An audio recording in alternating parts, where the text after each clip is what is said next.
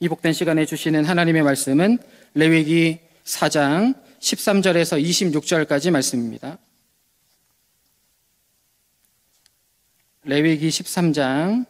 레위기 4장 13절에서 26절까지 말씀.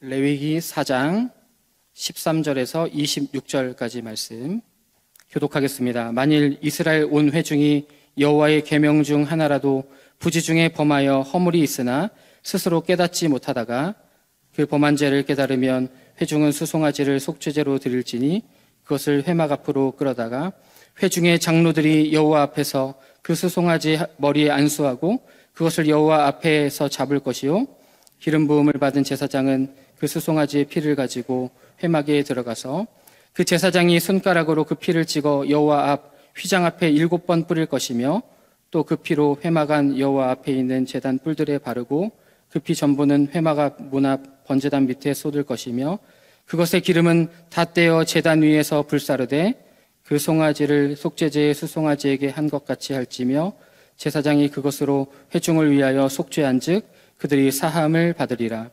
그는 그 수송아지를 진영 밖으로 가져다가 첫 번 수송아지를 사름같이 불사를지니 이는 회중의 속죄제니라.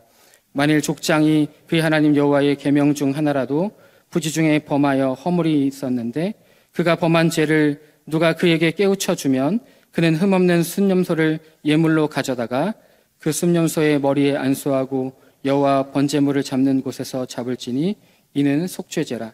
제사장은 그 속죄 제물의 피를 손가락에 찍어 번제단 뿔들에 바르고 그 피는 번제단 밑에 쏟고 그 모든 기름은 화목제 제물의 기름같이 제단 위에서 불사를지니 이같이 제사장이 그 범한 죄에 대하여 그를 위하여 속죄한즉 그가 사함을 얻으리라.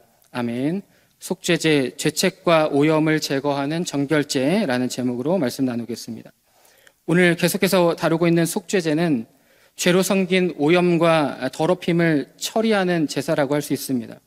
그래서 속죄제를 일명 정화제, 정결제라고 불러도 무방하다고 할 수 있습니다.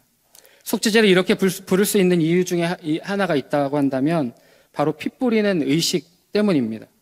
성경은 이 의식을 통해서 이스라엘의 부정을 깨끗이 씻어내는 효력이 있다고 말하고 있습니다.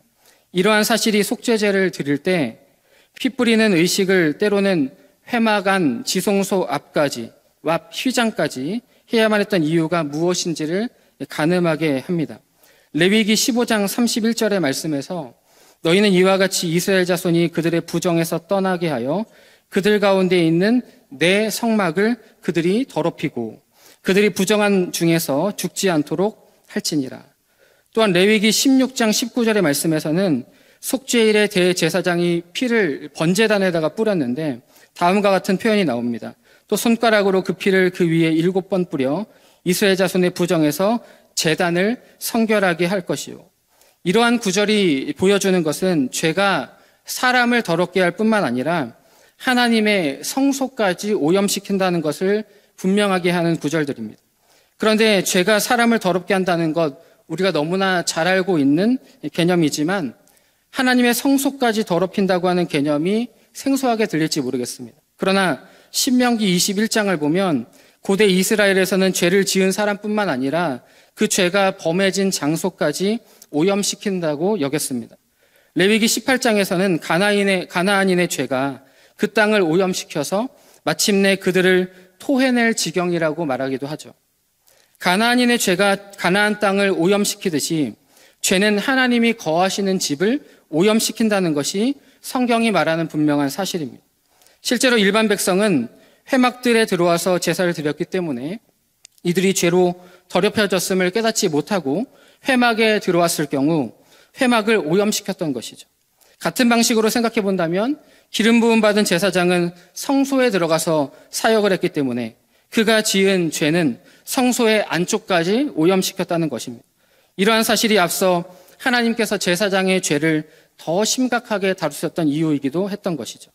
그 결과 제사장은 피를 성소 안 지성소에서 가장 가까운 곳까지 가지고 들어와서 휘장 앞에 뿌리고 향단의 뿔에 발라야만 했던 것입니다. 이렇게 어제 우리는 제사장들의 죄에 대해서 생각해 봤습니다. 오늘은 두 부류의 속죄제에 대해서 다루게 됩니다. 먼저는 이스라엘 온 회중인데요. 어제 이미 살펴보았던 것처럼 제사장의 죄는 가장 큰 짐승인 수소가 요구된다는 점에서 죄의 엄중함과 책임이 있다라고 했습니다. 그런데 오늘 함께 다루게 되는 이스라엘 온 회중에 대해서도 하나님께서는 제사장과 동일한 가장 큰 짐승인 수소를 요구하셨습니다. 그렇다면 회중이 누구인지를 먼저 좀 생각해 봐야 될 텐데요. 본문의 전체 맥락을 이해하기 위해서 13절 말씀과 21절의 회중을 살펴보면 필요합니다.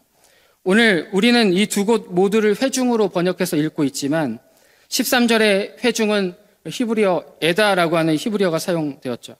성경학자들은 이 단어가 이스라엘 회중에서 의사결정 집단 등의 이 지도부를 가리키는 용어다라고 말합니다.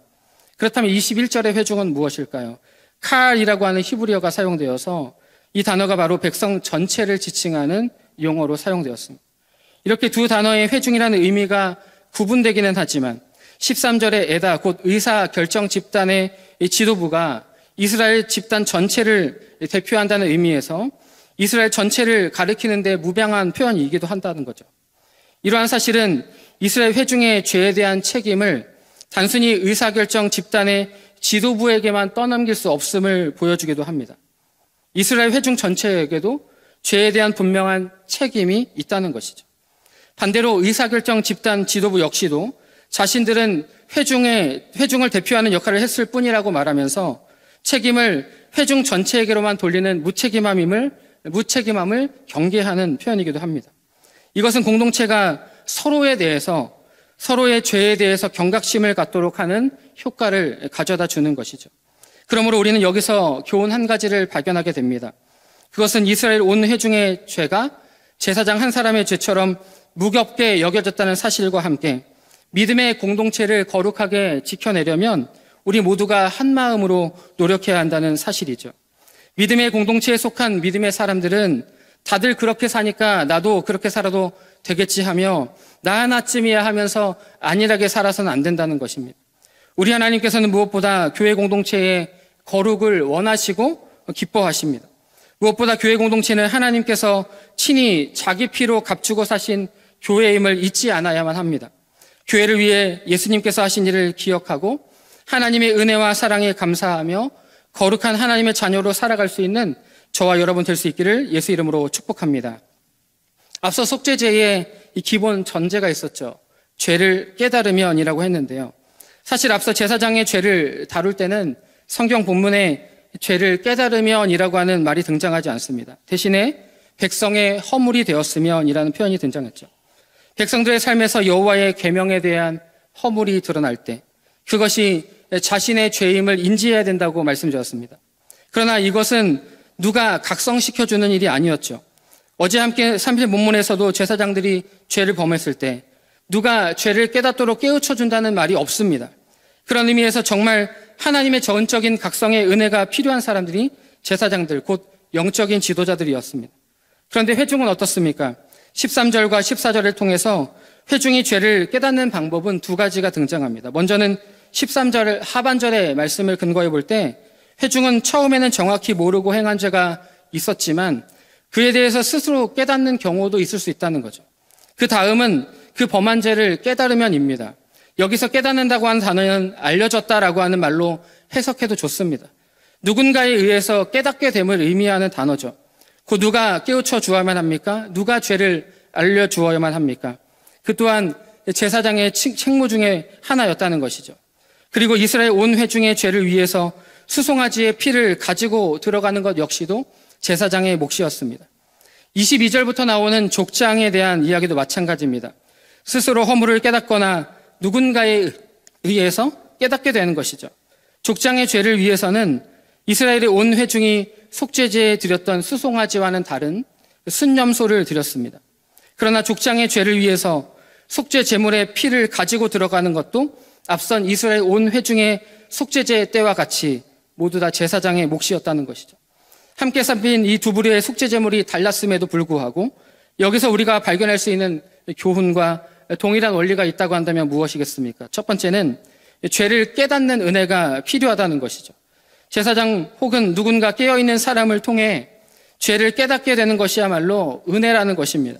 그런 의미에서 우리는 우리 주변에 우리의 죄를 깨닫게 하는 조언자, 동역자를 만나는 복이 충만하기를 축복합니다. 두 번째는 죄 용서에는 반드시 피 흘림의 은혜가 필요하다는 것이죠. 이스라엘 온 회중의 죄를 위해서는 수송아지, 족장의 죄를 위해서는 순념소, 곧 다른 제물을 드렸다 할지라도 핏뿌림을 통해 정결하게 되었습니다. 이처럼 오직 예수 그리스도의 십자가에서 흘리신 피로써 우리는 온전하게 정결하게 되고 죄 용서의 은혜를 누리게 되었습니다. 특별히 족장은 현대적으로 본다면 정치 지도자 정도로 생각해 볼 수도 있을 것입니다. 그런 의미에서 우리 믿음의 사람들과 교회 공동체는 또 하나의 사명이 있습니다. 영적으로 깨어 있어야만 하고 왕 같은 제사장으로서 정치 지도자들이 잘못된 것, 또 죄를 깨달을 수 있도록 경각심을 줄 수 있는 거룩한 공동체가 되어야 될 줄 믿습니다. 말씀을 정리합니다. 속죄제에서 제물의 피를 휘장이나 향단, 번제단에 뿌리는 이유가 무엇이었습니까? 그것은 성소를 거룩하게 하기 위함이었습니다. 하나님은 이 일을 통해 이스라엘의 죄로 오염된 것을 피로 정결하게 하시고 다시금 이스라엘 백성들 가운데 거하시고 머무시길 원하셨던 것이죠. 사랑하는 여러분, 저와 여러분은 모두 예수님의 십자가에 흘리신 피로 정결하게 된 하나님의 자녀들인 줄 믿습니다. 그리고 그리스도의 피로 정결하게 된 우리는 성령이 거하시는 성전인 줄 믿습니다. 베드로전서 1장 2절에서 이렇게 말했습니다. 그리스도인은 성령의 거룩하게 하심으로 순종함과 예수 그리스도의 핏부림을 얻기 위하여 택하심을 입은 자들이다라고 했습니다.